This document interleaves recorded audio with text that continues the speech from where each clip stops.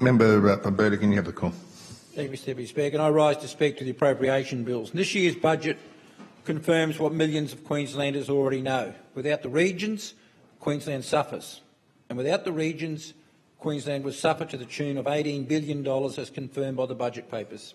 And let's put that into perspective as far as this budget goes. It is an undeniable fact that the lion's share of those mining royalties are produced in the Burdekin electorate, home to the Bowen Basin and the majority of coal mines in this state. And when we speak of the budget in the Burdekin electorate, the project that this government refers to time after time is the Moranbah Hospital, a project that was promised in the 2020 election and might be finished in late 2024, but nevertheless a project that I fully support. But what does that project look like compared with the contribution from the people who actually live and work in Moranbah? It equates to a paltry 0.29% of the royalties produced in regional Queensland. That's right, not even 1%. The project itself includes no new beds, and questions still remain about whether additional services will be provided at that facility.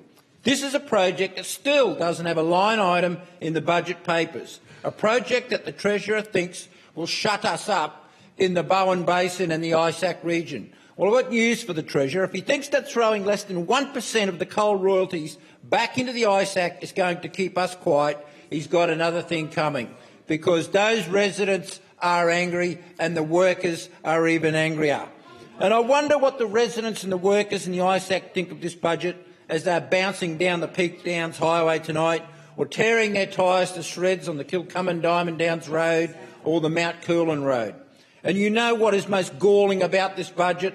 The massive cost blowouts associated with Cross River Rail, Coomera Connector, Gold Coast Light Rail Stage 3A and the Gabba redevelopment. Cost blowouts to the tune of around $5.5 billion. All we've ever asked for in the Burdekin electorate is our fair share of the royalties pie, and it's abundantly clear that we are being ripped off, and my constituents have a right to question this government as to why these royalties are not flowing back to the region that produced them. Royalties that could pay for upgraded roads, teachers, doctors, housing and additional services. If the Peak Downs Highway is the artery, it is the Mount Coolin Road, the Kilcummin Diamond Downs Road, the Clermont Alpha Roads, Maydown Roads that are the veins of the area.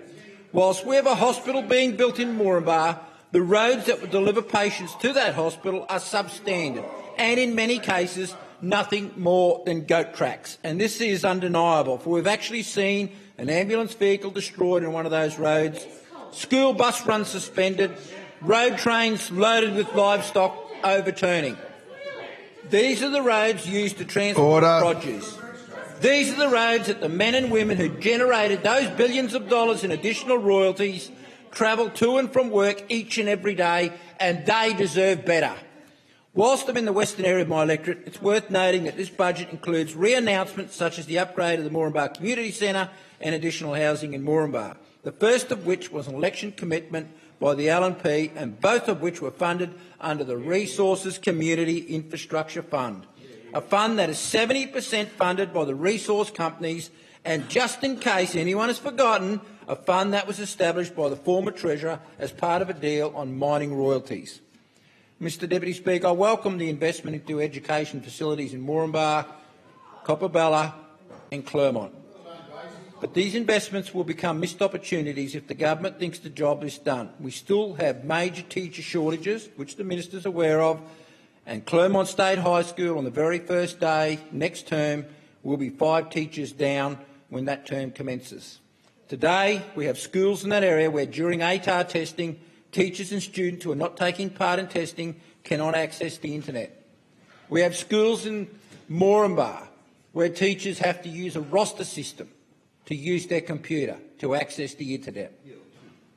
I also welcome the announcement from the minister around free kindy, but I make the point that communities like Moranbah have long waiting lists, and this announcement will mean nothing if facilities are not expanded in that community. The opportunity for a better future for our communities and for the students themselves cannot be forgotten, and I will continue to fight on behalf of all the constituents in the electorate to ensure that that opportunity is realised. Education, and more specifically training, is a missed opportunity in the Burdekin area. Whilst large sections of the TAFE College in Home Hill fall to rack and ruin, we have key industries calling out for skilled staff. By realising this opportunity, we would provide jobs for locals and ensure food security during uncertain times globally. An extra $10 billion in royalties was received by this government during this financial year. And despite that astronomical figure, there is no money to improve flood resilience on the Bruce Highway, to ensure people can get to medical appointments, and to ensure that our state's key highway is not thrown into chaos every year. There's no money to improve safety on the Peter Delamoth Road or the Collinsville Road, where in a space of a few kilometres, one of the railway lines that makes those royalties possible crosses the road several times, and not one overpass in sight. Mr Deputy Speaker, I previously mentioned the issues faced on the Bruce Highway just north of Bowen, where every wet season we see traffic come to a standstill, sometimes for days at a time. And these closures strand travellers, they bring freight along the coast to a halt, and they prevent people from accessing medical services. That highway is the artery of the north, and it needs upgrading, it needs maintenance, and it's disappointing to see in this budget that there are no new funding arrangements for the 200 kilometres of the Bruce Highway which runs through my electorate. Let's turn to health. And there's no money for a CT scanner at the Air Hospital. And what does that mean, Deputy Speaker? Well, up to 15 times a week, an ambulance is used to transport patients to Townsville for CT scans after hours. In addition to the impact on ambulance services and the patient being transported, the current system effectively takes up one nurse position just in transfers. For the price of just 12 days of this government's policy of outsourcing to the Big Four consulting companies, so much more could have been achieved. The omission of this scanner is best described as a missed opportunity. And, Mr Deputy Speaker, that is the theme of this budget, missed opportunities. The promises from this government to improve our health system are promises that they will be held to account on. But this government also needs to understand that in areas like Bowen, people need to travel for medical appointments. I have focused on opportunities to make our communities better, but in this case I'm referring to access to essential medical services. And in Bowen, sadly, access to specialist appointments can be difficult, if not impossible, due to a lack of transport services, and I will take this opportunity to call on the Minister for Health to give this lack of access the attention that it is needed and the attention that it deserves. The Burdekin electorate is proud of the massive contribution it makes to the Queensland economy. And even when we contribute an additional $10 billion, all we ask for is our fair share. All we ask for is for opportunities to be made realities. Mr Deputy Speaker, I move on to my shadow portfolios. The Leader of the Opposition during his budget reply spoke of the need to listen to victims of crime and of the LNP's commitment to include a victim of crime on the Sentencing Advisory Council. Like the Leader of the Opposition, I hear from victims every day, and I also hear from police officers throughout the state. And if you want a true picture of the youth crime crisis, it is victims and police officers who will paint that picture. And just like victims of crime, police officers across Queensland will be appalled to know that between September 2020 and March 2023, full-time frontline police numbers have fallen by 72 officers. In the lead-up to the 2020 election, Queenslanders were promised 2,025 extra police personnel by 2025, including 1,450 additional sworn officers. Halfway through, we actually have less police, an absolute kick in the guts for our serving police, for Queenslanders and for victims of crime. There's an important issue here, Mr Deputy Speaker. Attrition is outstripping recruitment, a fact that the Minister seems to be oblivious to. And unless the Minister addresses the appalling attrition rate within the QPS, we will continue to see a negative figure when it comes to policing numbers in this state. Funding for the replacement of the Townsville Police Academy and for relocation of the Oxley Academy, the Dog Squad and the Specialist Response Group is limited, to say the least. Yet again, this government is asking Queenslanders to believe that they will deliver when it comes to police.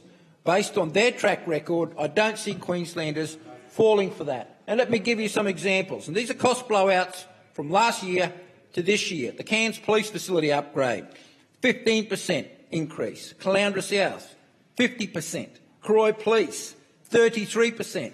Dalby Police, 36%, Debra Police, 20%. And when you add up all those figures, Mr Deputy Speaker, that is tens of millions of dollars in cost blowouts, just in police facilities. All Queenslanders support the notion of keeping our youth engaged and active to help deter crime and to help them achieve their full potential, something that PCYCs throughout the state have done for decades. I note this budget includes more than $50 million to support PCYC programs and implement a restructure. Given taxpayers are helping to fund the restructure and given recent revelations regarding the culture within the PCYCs across this state, I would ask the Minister to confirm that these additional contributions will end the excuses when it comes to him providing answers. You cannot commit more than $50 million of taxpayer funds and then expect the taxpayer to believe you when you dodge responsibility. And if we move on to the Queensland Fire and Emergency Service and some of their projects and the cost blowouts, Mr Deputy Speaker. The Airlie Beach facility, 27%. Greater Springfield, 82% cost blowout. Gympie South, 25%. Moreton Bay Central, 13%. Mount Cotton, 46%. Clearly, Mr Deputy Speaker, this minister shouldn't be trusted to build a chook house when you have a look at the blowouts in the facilities across the police and fire and emergency service portfolios. Tens of millions of dollars in cost blowouts. Where is the accountability? The minister needs to explain why it has taken more than a year to allocate funding to purchase land for new fire stations, and most of all, the minister needs to give staff and volunteers the details of the Disaster and Emergency Management Reform Program. Whilst more than $40 million has been directed to this program, we have no idea what the additional positions actually are. It is impossible for those of us on this side of the House, for Queenslanders, for staff or for volunteers to support this expenditure and this program without the details. Those brave men and women who respond when Queenslanders call for help deserve answers and details. And given the disbandment of the current QFES is scheduled for the 1st of July 2024, time is running out to treat those people with the dignity and respect they deserve. Mr Deputy Speaker, in the corrections sphere, this budget confirms our worst fears. Overcrowding continues to increase, and as a direct result, the safety of the staff in those facilities is put more and more at risk. And the budget confirms what we're being told. There have been increases in assaults in our prisons. Serious assaults, prisoner on officer, have remained at the same rate as last year when it should be zero. Our custodial officers have the right to feel safe in the workplace. A 7% increase in assaults, prisoner on officer. 6% increase in serious assault, prisoner on prisoner. 29% increase in assaults, prisoner on prisoner. Mr Deputy Speaker, prisoners returning to corrective services with a new correctional sanction within 2 years have also increased. Offenders discharged from community correctional orders who return with a new correctional sanction within 2 years have also increased. Sobering figures when you look at our corrective services system. The inclusion of funding for design work, site investigations and other preliminary works for the expansion of the Townsville Correctional Precinct and an enhanced primary health care facility at the Brisbane Correctional Centre indicates that despite all the previous promises, we may finally see action to fully address overcrowding. I would ask the Minister what consultation has been done with regard to the Townsville facility. We know in the last budget, Madam Deputy Speaker, that in corrections staff increases total 9, and that not one of those 9 positions was for a custodial corrections officer. We know that firefighters work 27 overtime shifts every single day to keep Queenslanders safe, and we know that police resources are stretched beyond breaking point in the middle of a youth crime crisis. Whether you look across the state in areas like police and emergency services or at my electorate of the Burdekin, one thing is very clear when it comes to this budget. It is built on a river of gold, earned in Queensland by Queenslanders. The budget documents even admit that this is a river of gold that will largely dry up in the coming years. The question is, what have we achieved with that river of gold? Have we made the most of the opportunities presented to us? The answer, sadly, is no, we haven't. And the reason is that this government is in a state of chaos and crisis, and it is Queenslanders who are paying the price for that chaos. It's often said that actions speak louder than words. This morning we heard the Premier say this government is listening and acting.